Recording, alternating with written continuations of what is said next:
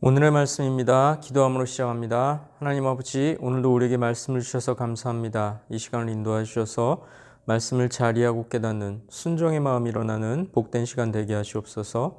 예수님의 이름으로 기도합니다. 아멘. 나는 거의 넘어질 뻔하였고 나의 걸음이 미끄러질 뻔하였으니. 시인은 위기를 맞습니다. 대체 무슨 까닭일까요? 이는 내가 악인의 형통함을 보고 오만한 자를 질투하였음이로다. 그렇습니다. 악인들이 형통하는 모습에 시인은 낙담한 것이죠. 시인은 자신의 믿음과 현실 사이의 괴리로 인해 괴로워합니다. 악인들이 잘 먹고 잘 사는 모습을 보면서 질투를 느낍니다. 현실이 믿음을 배반하고 믿음보다 더 강력하게 보이기에 시인은 넘어질 뻔합니다. 과연 악인들이 어떻길래 시인이 이렇게 불평하는 걸까요? 그들은 죽을 때에도 고통이 없고 그 힘이 강건하며 사람들이 당하는 고난이 그들에게는 없고 사람들이 당하는 재앙도 그들에게는 없나니. 악인들은 살면서 그 흔한 병 한 번 걸리지 않고 죽을 때도 고통 없이 편히 잠듭니다. 그러므로 교만이 그들의 목걸이요 강포가 그들의 옷이며, 사람이 목걸이로 자신을 치장하는 것처럼 악인들은 교만을 목에 걸고 자신이 뭐라도 되는 양 우쭐댑니다. 사람이 옷으로 자신의 신분을 드러낸다면 악인들은 강포, 다시 말해 폭력적인 악행을 일삼아 자기들이 어떤 자들인지를 드러냅니다.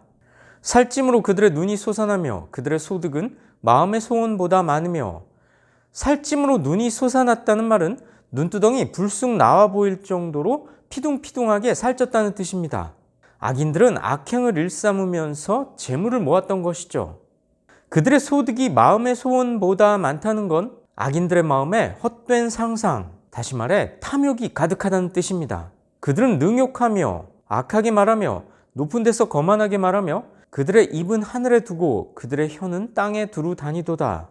혀는 땅에 두루 다닌다는 건 하고 싶은 말을 거침없이 쏟아내는 모습을 가리키는데요. 악인들은 부와 힘을 권력으로 삼아 폭언을 일삼습니다.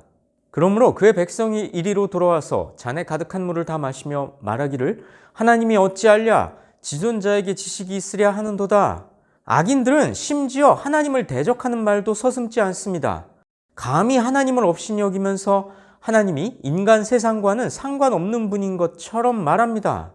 볼지어다 이들은 악인들이라도 항상 평안하고 재물은 더욱 불어나도다. 시인은 의심에 찬 눈으로, 한편으로는 부러워하면서 악인의 형통과 오만을 바라봅니다. 그뿐 아니라 이렇게 갈등하죠.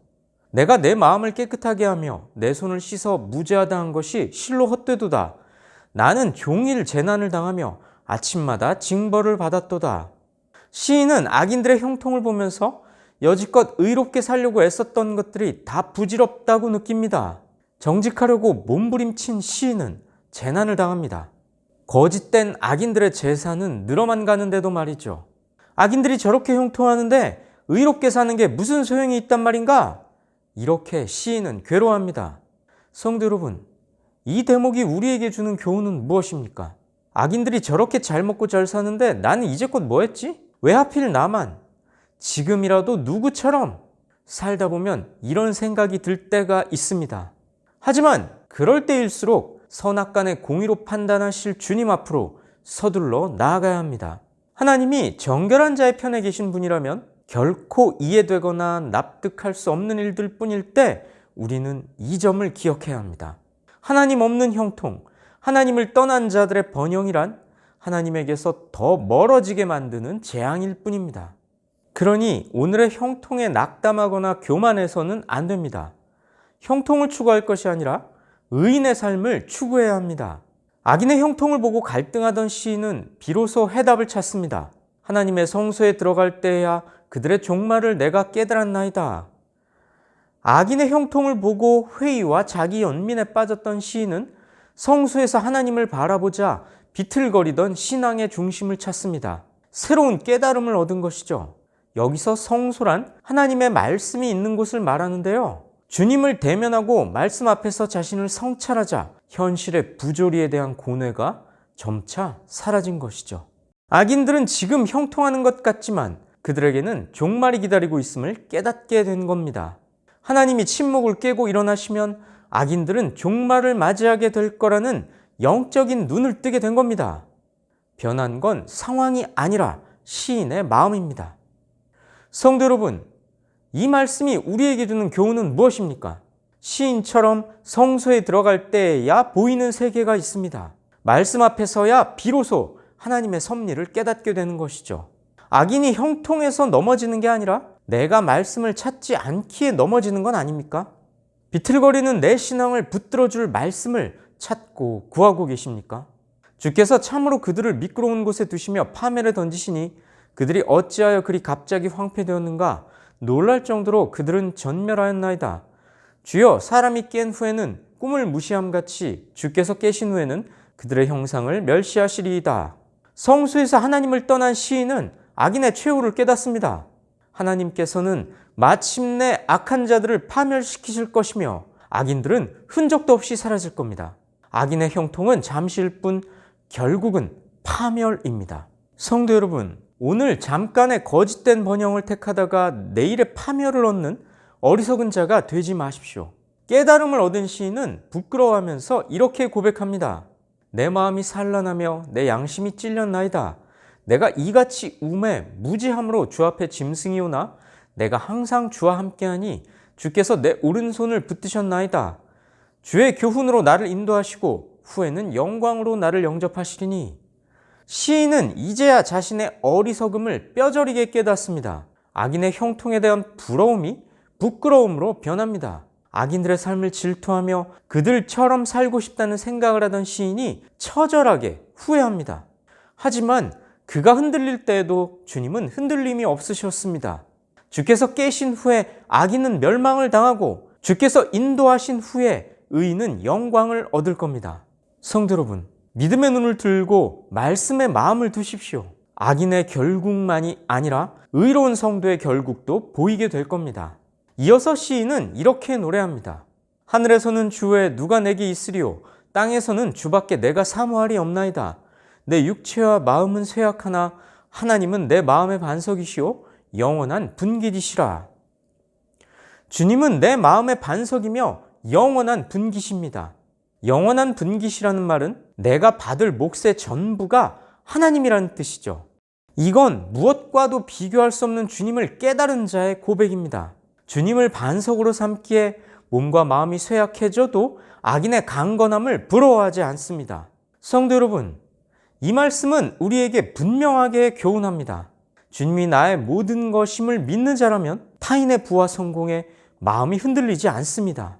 흔들리는 삶을 붙들어줄 분이 하나님이시기에 우리는 하나님을 유일한 반석으로 믿고 섬겨야 합니다. 마지막으로 시인은 이렇게 고백합니다. 하나님께 가까이함이 내게 복이라. 내가 주 여호와를 나의 피난처로 삼아 주의 모든 행적을 전파하리이다. 이 모든 것을 깨달은 시인은 하나님을 가까이함이 복이라고 고백합니다.